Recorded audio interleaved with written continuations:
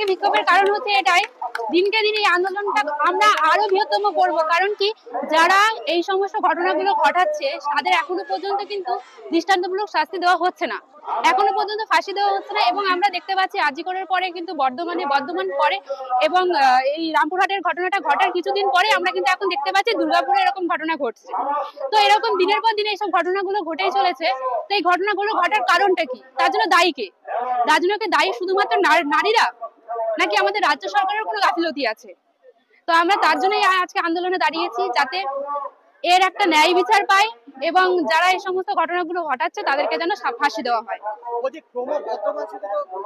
তো না, আজকে আমরা দেখতে পাচ্ছি আমাদের প্রত্যেকটি শহরে প্রত্যেকটি রাজ্যে ঘটনাগুলো ঘটছে। শুধুমাত্র রাজ্য নয়, প্রত্যেকটি যখন আমাদের প্রত্যেকটি রাজ্যের মধ্যে ঘটছে, রাজ্য সরকার তার পদ্ধতিতে কোনো কিছু স্টেপ নিচ্ছে না। এবং প্রত্যেকটি রাজ্যে যখন ঘটছে তখন কেন্দ্র সরকার কোনো স্টেপ নিচ্ছেন না কেন? এবং রাষ্ট্রপতি তিনিও চুপচাপই আছেন, তিনি কোনো কিছু আওয়াজ তুলছেন না। তো আমরা এটাই চাইছি যে এরকম ঘটনা যেন না ঘটুক। আমরা বারংবার এই আন্দোলনে দাঁড়িয়ে আছি, কিন্তু তার আমরা কোনো সুফল পাচ্ছি না। আমরা চাইছি এর যথাযথ শাস্তি দেওয়া হোক।